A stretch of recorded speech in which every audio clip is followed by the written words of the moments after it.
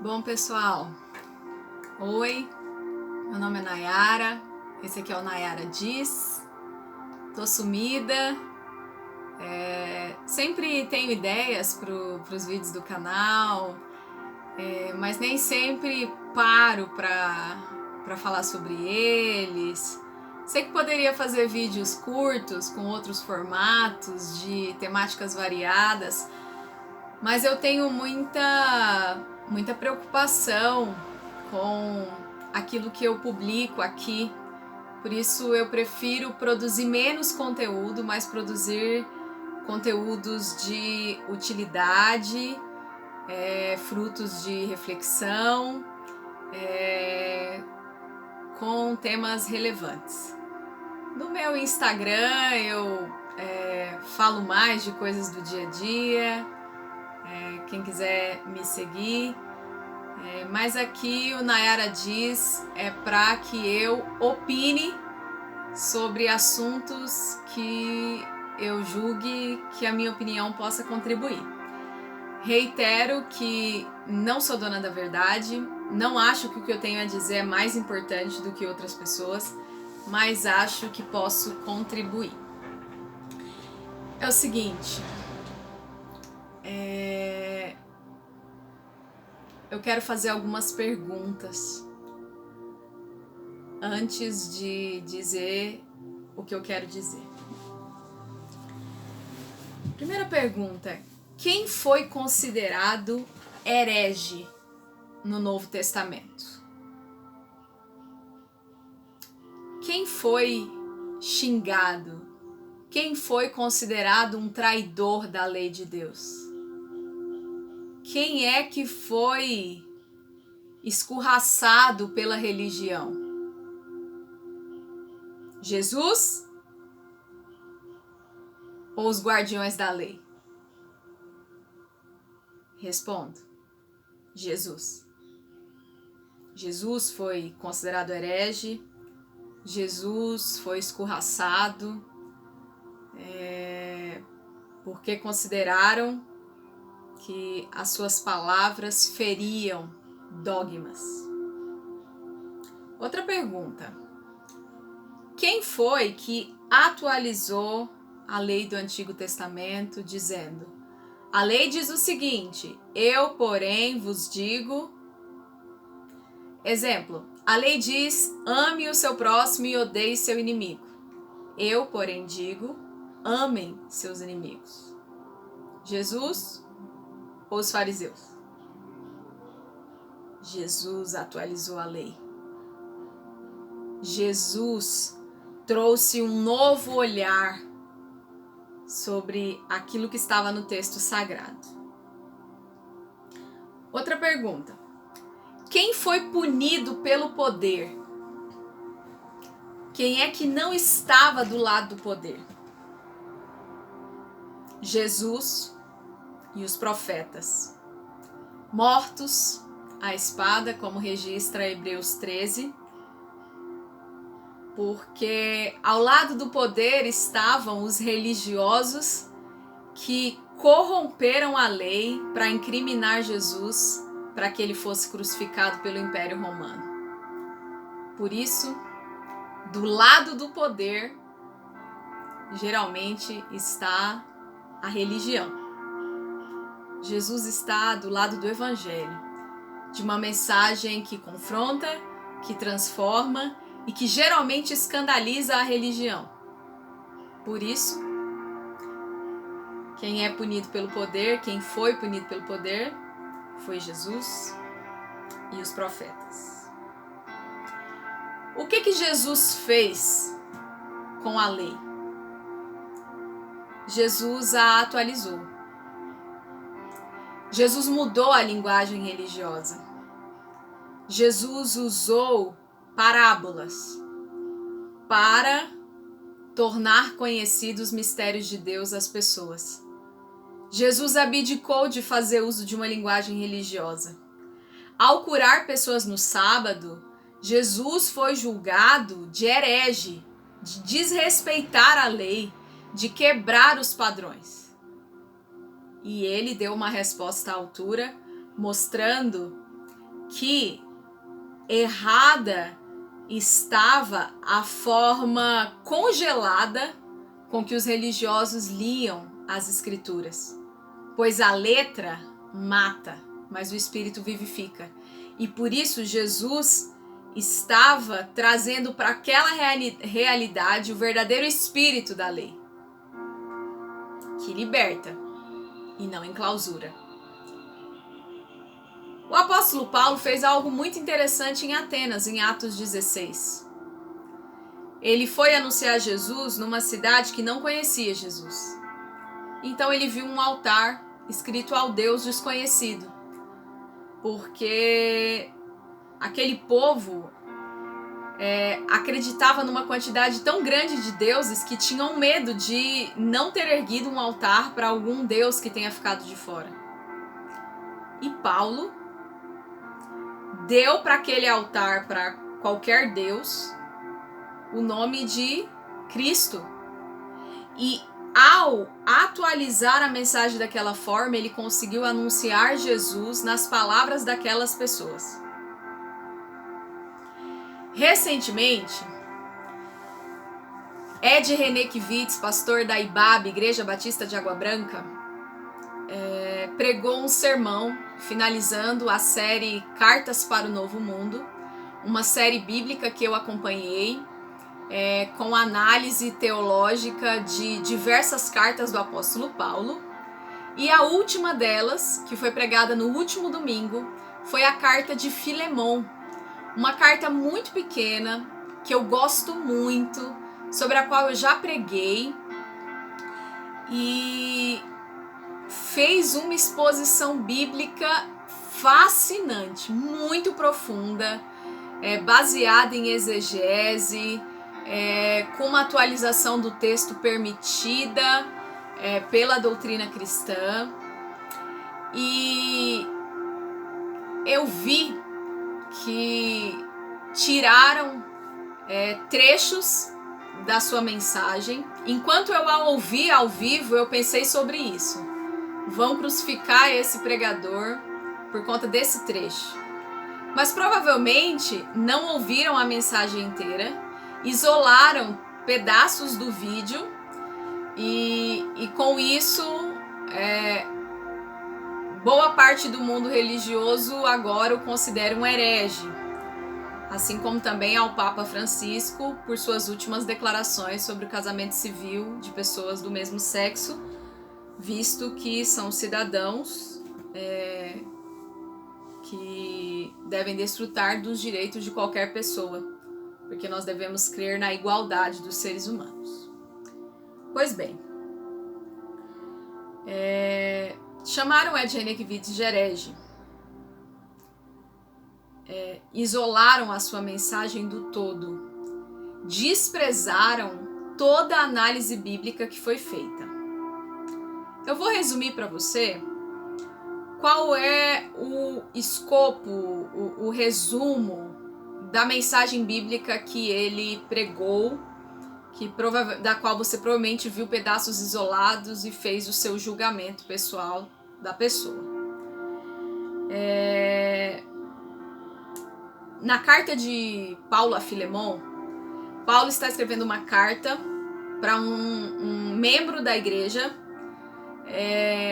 que é senhor de escravos, e um de seus escravos provavelmente roubou alguma coisa da casa do senhor e fugiu. Acabou sendo preso. Paulo encontra o fugitivo na prisão e escreve uma carta para Filemon para que ele receba o escravo de volta. O que o Ed René levanta é a seguinte pergunta: quem é que, ao encontrar um fugitivo, ordena que ele volte para o seu senhor? É praticamente uma devolução à escravidão. É como dizer, volta para a sua vida de escravo, volte a ser tratado como animal, como objeto. E nesse sentido, Ed René questiona que pode-se enxergar esse livro da Bíblia como uma base bíblica para a escravidão. como se diz, escravos, não sejam livres, voltem a seus senhores, se submetam a esse jugo, quando somado com outros textos que falam sobre a obediência dos escravos a seus senhores. Só que é consenso entre nós que não existem seres humanos que sejam inferiores aos outros. Então, um ser humano não pode ser escravizado porque ele foi criado à imagem e semelhança de Deus. Só existe um Senhor, um cabeça que está sobre todos. O próprio povo de Deus foi escravo e Deus os levou à liberdade. Então, não é possível que alguém hoje consiga defender a escravidão usando a própria Bíblia. Embora alguém possa, a partir desse olhar de que Paulo, o apóstolo, ordenou que o escravo fosse devolvido ao seu senhor, que a Bíblia esteja defendendo a manutenção da escravidão.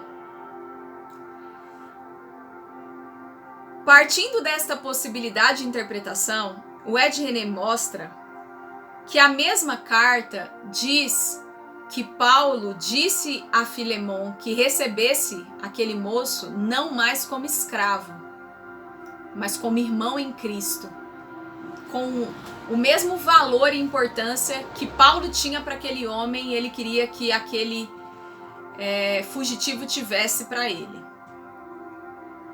Embora não haja nas linhas do texto uma palavra específica de Deus é contra a escravidão, nós sabemos que por obediência ao apóstolo, Filemon cumpriria o que foi pedido na carta.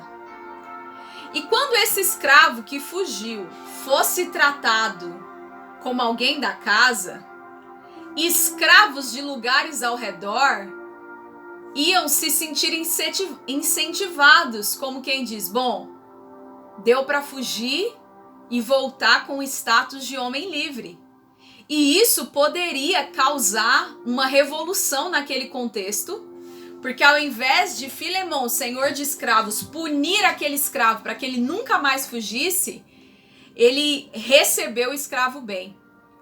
E nesse sentido, nas entrelinhas do texto, o Evangelho mostra que qualquer pessoa não pode tratar um outro ser humano como objeto, como posse. Porque, como diz a carta aos Gálatas, em Cristo não há homem, mulher, escravo nem livre, todos são um.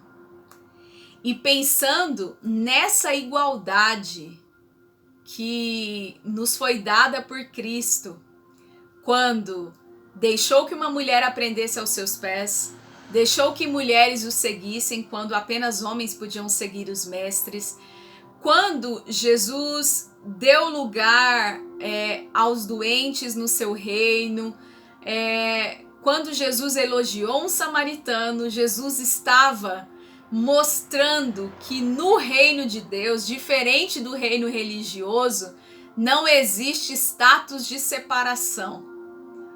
O reino é para todos, o sangue de Jesus foi derramado sobre todos, Deus amou o mundo de tal maneira.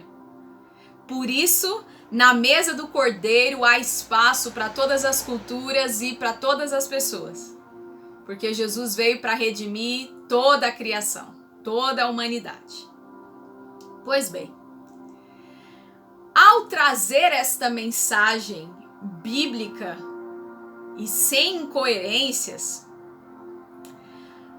o Ed René disse que assim como alguém pode defender a escravidão baseado na Bíblia, alguém pode lotar o inferno, condenar pessoas, criar status de superioridade espiritual de seres humanos contra seres humanos, com base em textos isolados da Bíblia. Por isso, o Ed René diz que a Bíblia precisa ser atualizada para esse novo mundo. Isto significa uma coisa que todos conservadores, liberais e seja qual for o status ou a linha teológica que alguém siga, que todos sabem, e para citar um pastor presbiteriano do Brasil, que é muito respeitado no meio conservador, Hernandes Dias Lopes, ele explica que uma pregação é composta da leitura do texto, da explicação do texto e da aplicação ou atualização do texto bíblico. Ninguém prega ou estuda a Bíblia falando daquela época, daquela cultura e daquele mundo, sem fazer um link com a realidade de hoje. Então, não há motivo para se chamar o Ed René de herege, porque ele disse que a Bíblia precisa ser atualizada. Porque nós, os pregadores, fazemos isso todos os domingos. Nós lemos um texto, explicamos um texto, contextualizamos um texto, inclusive estudamos grego, hebraico, fizemos exegese, estudamos toda a doutrina cristã para conseguir atualizar o texto. Porque o Evangelho quer falar aos seres humanos de hoje. E na mesma pregação, que foi isolada para que criticassem o pregador, que agiu como um profeta do Senhor, que não temeu desagradar os homens para agradar a Deus e não negociou a mensagem, porque ele é um servo de Cristo e não servo do poder e não servo da instituição. Por isso ele foi muito fiel ao Evangelho naquilo que expôs. Ele fez essa atualização para o seu tempo, e fez referência a um erro que é cometido há muitos anos, de que você não pode aplicar a palavra de Deus com base em textos isolados. Você precisa enxergar toda a Escritura. Nessa mesma pregação foi dito que a Bíblia ela pode ter erros de data, ela está condicionada ao seu contexto. Há um salmo que diz, que dá a entender que a terra é plana. Porque na visão de mundo de quem escreveu o salmo, do homem de Deus que fez aquele salmo, do povo de Deus, entendia-se que a terra era assim. Mas depois de tempos descobriu-se que a Terra é um globo, fazendo com que aquela concepção geográfica não esteja correta. Embora Deus continue sendo Deus e mereça adoração, independente de como vamos percorrer a Terra, se é de maneira plana ou de maneira circular. Da mesma maneira, há diversos textos, como, por exemplo, apedrejamento de filhos rebeldes, que nós não colocamos em prática hoje. Por quê? Atualizamos o texto bíblico para o nosso contexto, para a nossa realidade. E a infalibilidade da palavra de Deus, a eficácia da palavra de Deus, que não foi negada naquele sermão por Ed René Kivitz, e que é um consenso de diversos meios teológicos, diz que a Bíblia não é inerrante no que diz respeito ao português, à geografia, à cultura, porque a cultura humana está manchada pelo pecado como os nossos próprios corações. Então não há como defender perfeição, pureza espiritual da cultura dos judeus, da nossa cultura ocidental, da cultura de quem quer que seja. Todas as culturas, tudo que vem do ser humano foi manchado pelo pecado, inclusive a religião, inclusive os dogmas.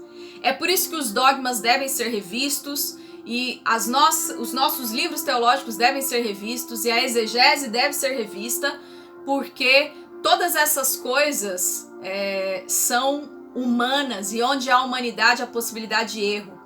A Bíblia é uma palavra humana que contém a palavra de Deus. Mas ela está resumida a um contexto histórico, etc. e tal. Mas na mesma pregação, Ed René disse que, embora a Bíblia não seja inerrante na língua portuguesa, porque há alguns textos da Bíblia no original que estão bem escritos, de maneira culta, há outros que estão mal escritos. Seria como se um pescador escreveu a Bíblia de um jeito bem mal escrito por conta de ser iletrado, e outro erudito, doutor, escreveu a Bíblia num palavrear. Percebe que esses textos podem ter erros de escrita, de digitação? Quem for imprimir a sua Bíblia pode errar o acento. E isso não tira a sacralidade da Escritura. Porque ela não é inerrante enquanto palavra humana, mas ela é infalível e inerrante na mensagem do Evangelho, que não é a literalidade do Antigo e Novo Testamento. O Evangelho é uma mensagem de libertação que diz que o ser humano é pecador e que Deus fez-se gente para pagar o preço do pecado da humanidade e chamá-lo a um caminho que vai purificar o seu viver dia a dia e culminar numa eternidade com Deus, quando o reino de Deus se estabelecerá sobre todos nós. O Ed René não negou que a palavra de Deus seja inerrante e infalível no que tange aos assuntos da salvação. Nos assuntos de cultura e geografia, é necessário fazer atualizações porque nós usamos uma outra moeda, uma outra medida de tempo. Então, se a Bíblia é extremamente sagrada, por que quando você vai passar a lista para o seu pedreiro dos materiais da pintura da sua casa, você mede a sua casa em metros? Se a Bíblia medir as coisas em côvados. Se você usar metros, você está dizendo que a Bíblia não é sagrada? Porque a Bíblia usa a palavra côvados como unidade de medida? Se hoje você não apedreja os seus filhos rebeldes, você está desprezando o valor da sabedoria bíblica? Percebem como não faz sentido dizer que porque alguém mandou se atualizar a Bíblia para o novo mundo, essa pessoa seja herege, porque a Bíblia não precisa ser atualizada. Então a gente não pode usar nem as linguagens. Por que a gente lê a Bíblia em português? É um tipo de atualização. Então compre uma Bíblia em hebraico e uma Bíblia em grego, leia na língua original, se vire para entender e não atualize nenhuma palavra, corra atrás de descobrir o que é imarcessível ou outras palavras difíceis de compreender na nossa língua, já que a Bíblia não pode ser atualizada.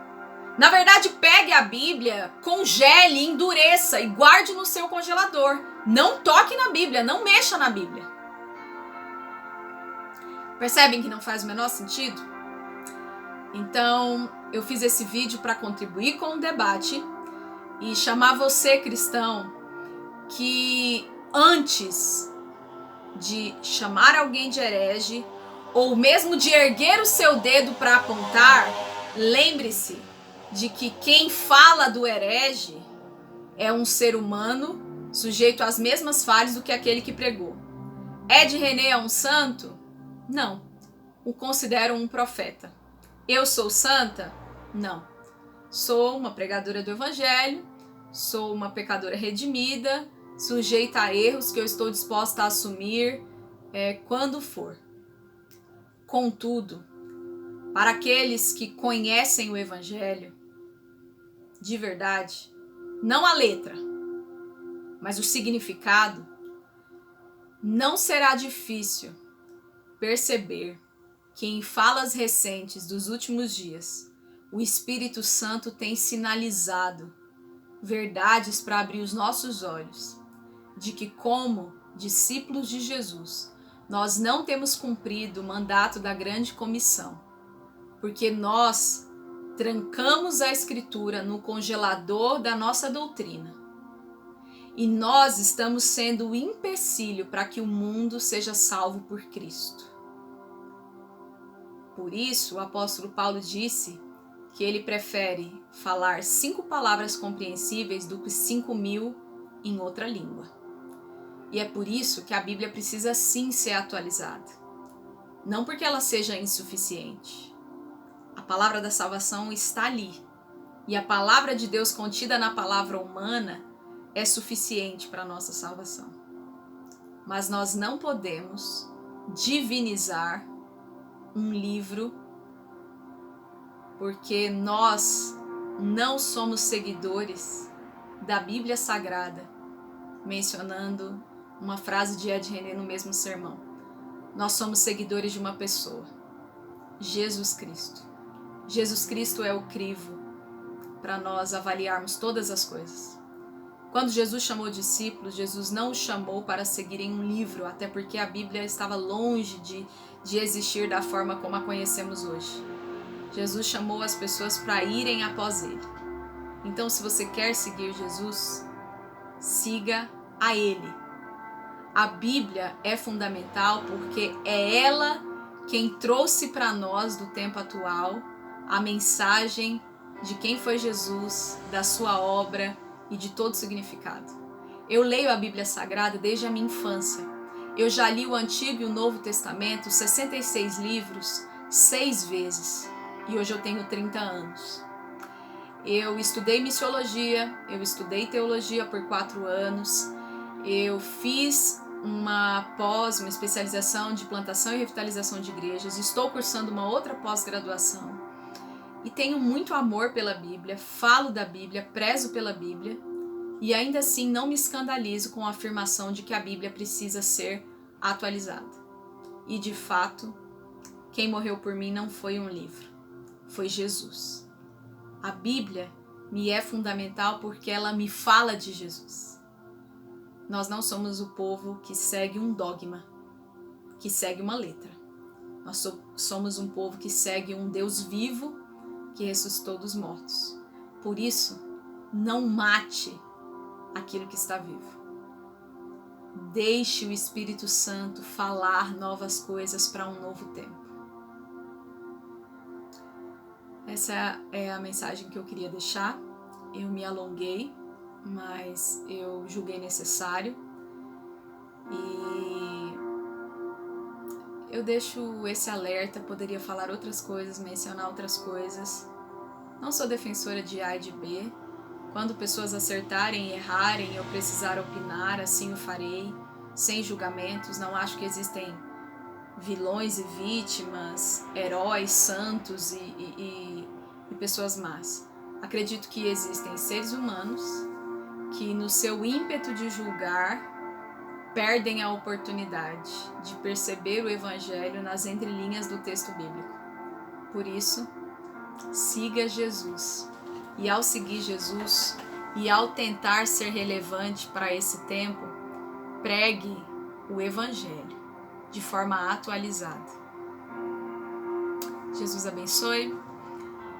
Siga aqui esse canal, curta as páginas. A gente volta num próximo vídeo para conversar. Lembrando que o foco desse canal é a relevância dos temas e contribuir. Mantenha o respeito nos comentários, porque eu sei que talvez isso aqui gere polêmicas. Comentários mal educados serão excluídos. A gente pode dialogar, conversar, mas eu louvo a Deus pela mensagem que eu ouvi no domingo passado. Deus falou profundamente ao coração, me despertou a um espírito missionário, me comoveu.